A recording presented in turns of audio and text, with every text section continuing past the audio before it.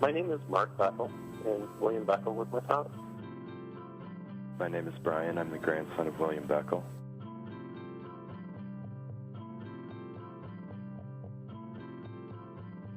He grew up in Milwaukee to grade school and high school there.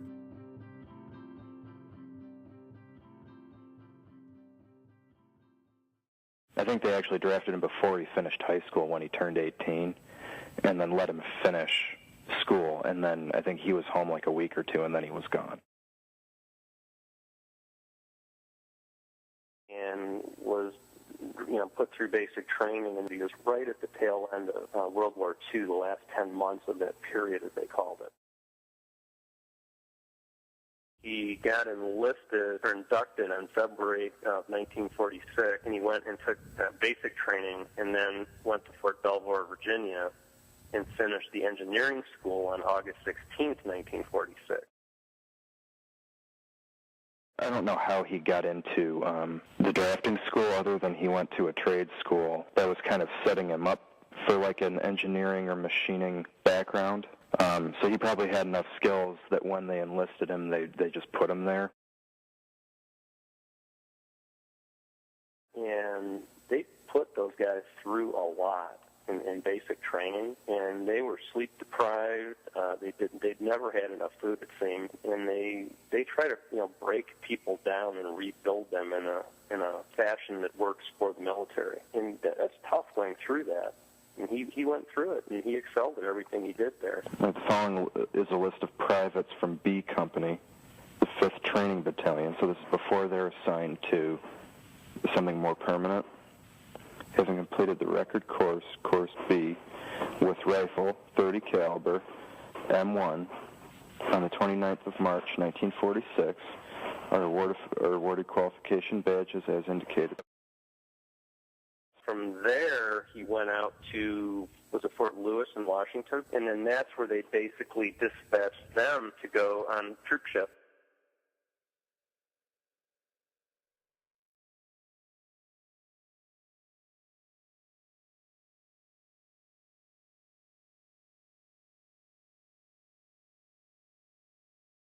He's caught between the wars, and as all these guys are coming home from some much heavier stuff, he's heading the other direction, and it must have been pretty strange.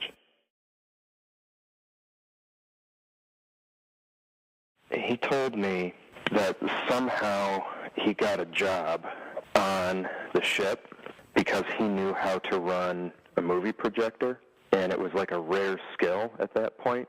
And I don't remember why, but I think it had something to do with where the projector was kept, was higher in the ship, and somehow it got him the privilege of being up on deck.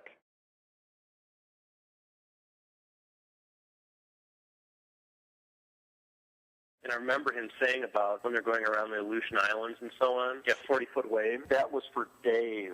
When there were big waves and shit, they'd make everybody stay down in the hold. And everybody on the ship was sick. And the boat was rolling and pitching. So that picture of the waves he took at one point when he was just coming up for air. Yeah, he says going into a 12-day storm. On a 12-day trip, it probably almost doubled the length of the trip. I just remember him talking to me about how awful it was. Not that it was dangerous, per se, but just how miserable. I don't know the backdrop of it, but these people came out and were begging. I think there was something like people weren't allowed to give, the ship's food away, but somebody stole a carton of eggs and was holding it out over the side of the ship, and you can see it in the picture. It's like the guy at the bottom. And they rode over oh, he's going to drop something, and he did. He dropped a carton of eggs on him, and it exploded, and everybody thought it was funny, and the ship moved on. I think it was one of those things these guys had been on a ship getting sick for weeks, and were just sort of looking for entertainment, didn't really care at whose expense.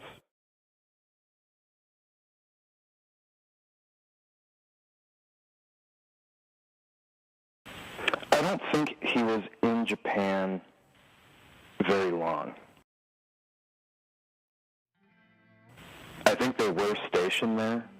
I don't think it was a major chunk of time in terms of his whole stay in the Pacific.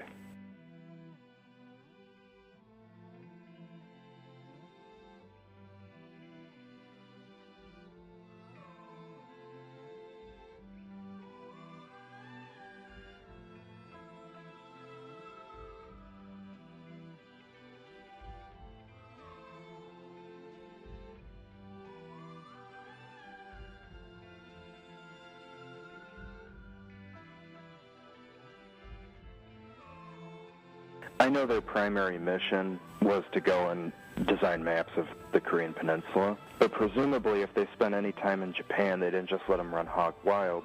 That was probably a patrol. They would have made their presence known, they would have driven around, and they would have been in the streets.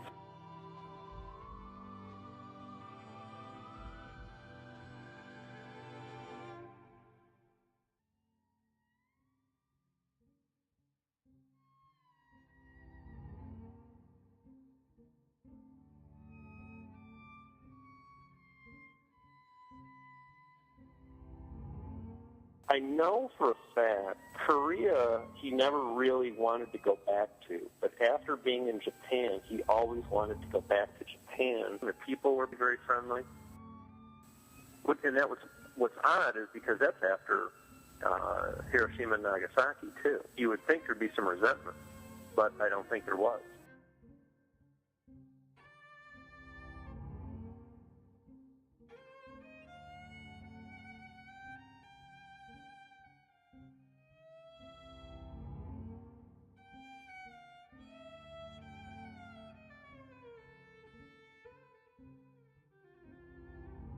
I'm not sure, but I think that's General MacArthur. He led the Allied effort in the Pacific, and he also led the first portion of the Korean War, and was discharged at that point dishonorably because he disobeyed Truman's orders and made some really bad mistakes. It was something like they were just walking by, and there was all this hullabaloo, and they were like, what the hell? So he looked over and he saw him. He's like, oh, and he took a picture.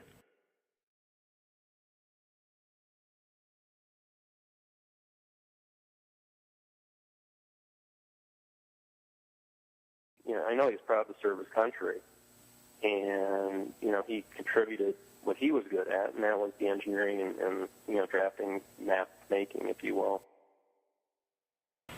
I just know because of the cartography mission they had, they were kind of all over the place in Korea.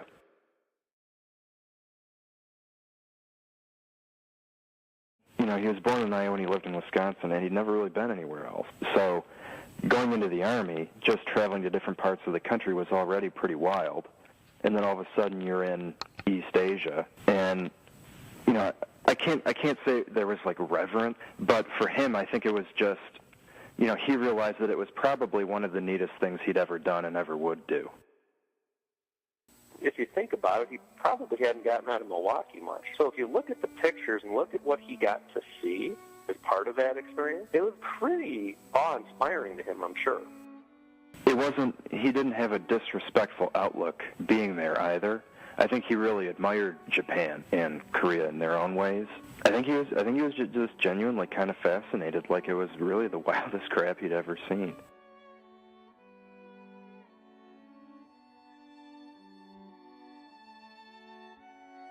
When he was in Korea, they had to do guard duty, and it would be 40 below Fahrenheit at night, and how cold and just miserable it was. Because it was all, mapping parts of the peninsula that were really not known that well to the American Army, I just remember him talking about how they were really in shitholes, really crude barracks that were just made of sheet metal and plywood and stuff, and how it'd be 40 and 50 degrees below zero. So even if you were inside, it wasn't really that much better than being outside.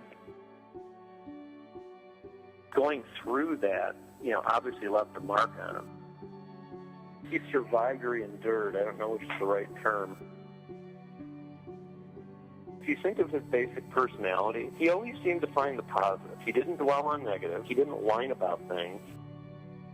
Korea was especially terrible, and I think he never really put it this way, but I have to imagine to some extent he was proud of the fact that he may have made it a little less so working on the maps. He took part in it to an extent to the better. He just was a very bright, positive person, and I'm sure while a lot of people probably dreaded getting drafted and everything, I think he made the best of it. And he was fortunate he wasn't in combat or anything. It was important to him, It was important to how he understood himself.